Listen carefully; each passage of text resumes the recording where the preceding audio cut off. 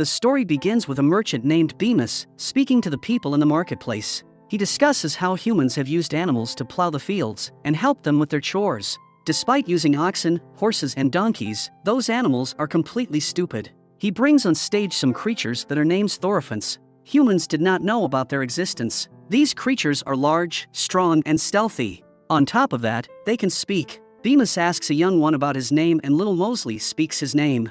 Thoriphants are strong and smart and can make the difference in executing heavy chores. Mosley returns next to his mother and sees her crying, because she knows that all of her kind will be sold to humans to work as slaves. Indeed, Mosley is sold and taken away.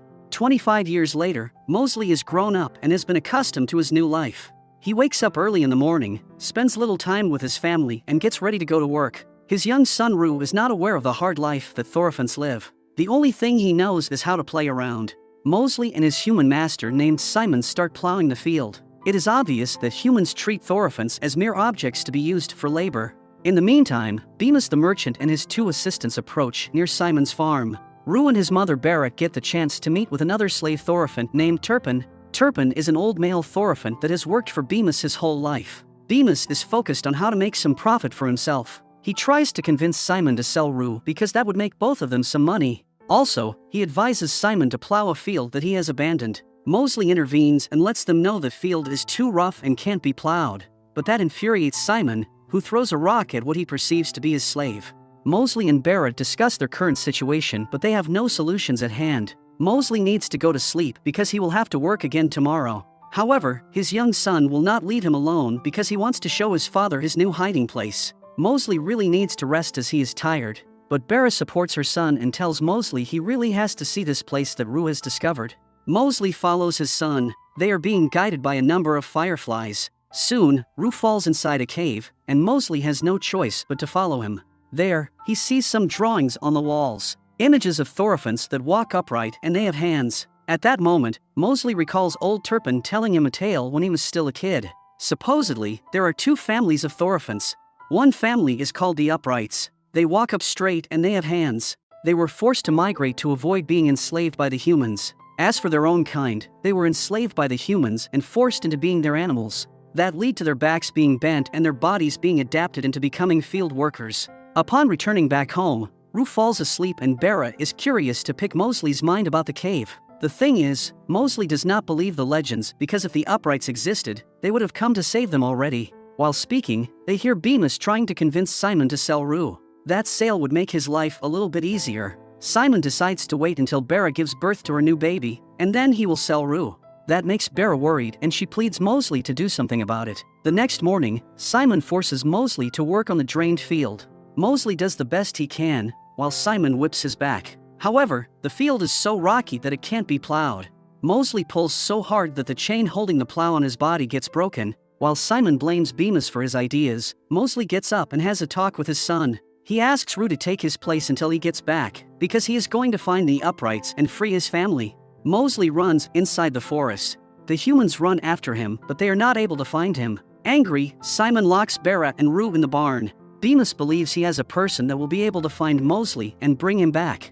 That man is Warfield, a ferocious hunter that specializes in capturing Thoriphants. Little Rue escapes the barn in order to stop Warfield, but Turpin holds him back and tells the young one that he has to do what his father asked of him until Mosley returns. Bemis sends his assistants after Warfield so they can share Mosley's reward when he is found. Meanwhile, Mosley has discovered to his disappointment that the cave has been nothing than a trap. The legends are probably not real at all. Mosley tries to climb out of the trap, but he can't. Thankfully, Warfield captures one of Bemis' assistants and throws him inside the trap.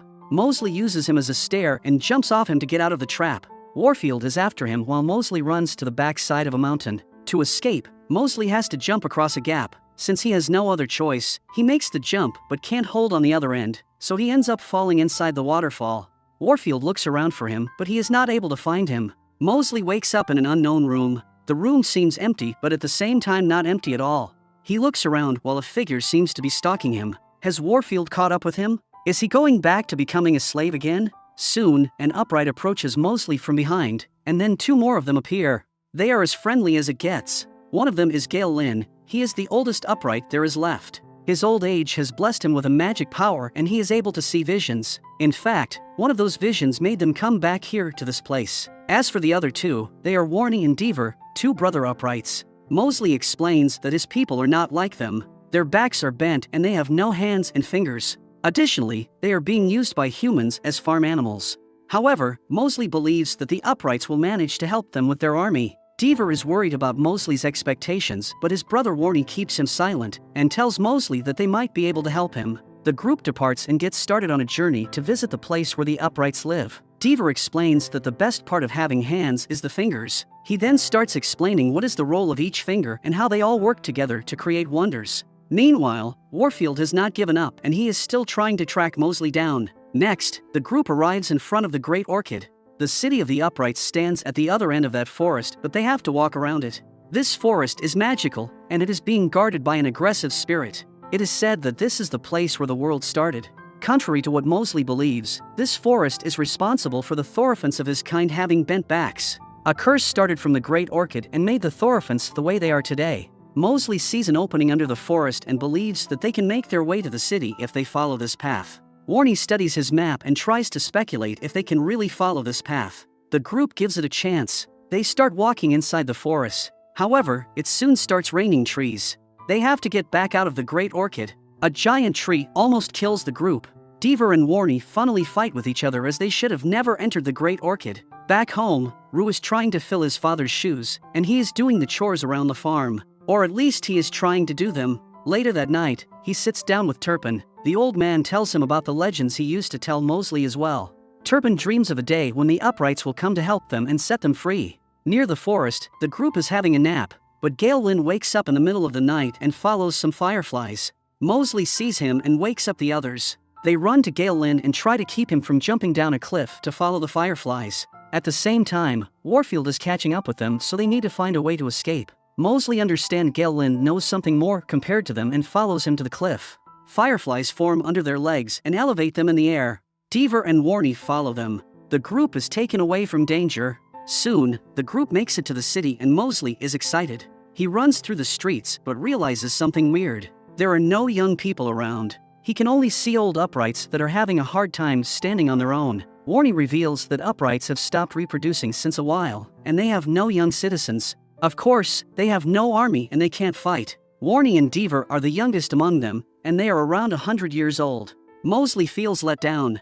He wants to return back to his family because his son is going to be sold, but Warnie asks him to stay one more day with them to meet with their queen. Back in the farm, arrangements are being made for Rue to be sold. Turpin is also being taken away. Rue approaches him to ask him if the legends are real. In a moment of truthfulness, Turpin responds he has no idea if the legends are true. Mostly, those legends are based on the hopes on the Thoriphants to live free. At the same time, Mosley meets with the Upright's queen, and he narrates what has happened to the Thoriphants. The Uprights are disturbed and they are willing to fight, but they have no real strength left. A citizen runs in the castle and notifies everybody that the hunter is standing outside their gates. The Uprights wait for him, and Warnie tells him he will not pass. However, Warfield shoots his arrow and hits Gale Lynn. The old Upright is taken back inside the castle and he is about to leave this earth. Moments before he dies, he tells Mosley to follow the fireflies. Enough is enough for Mosley and he wants to face Warfield one-on-one. Before he does that, the queen tells him he should get inside the Great Orchid and find the brightest tree.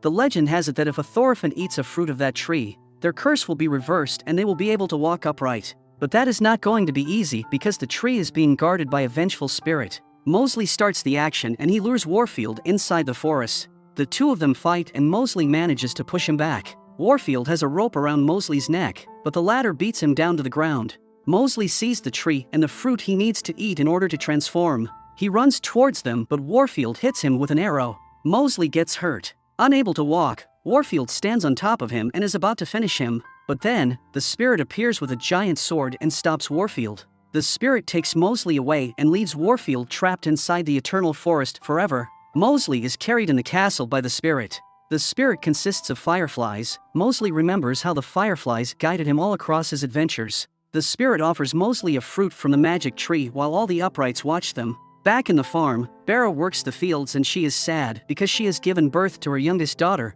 which means that Rue is going to be sold. While Rue is being taken away, Barra sees Mosley approaching. He is tall and walks on 2 feet.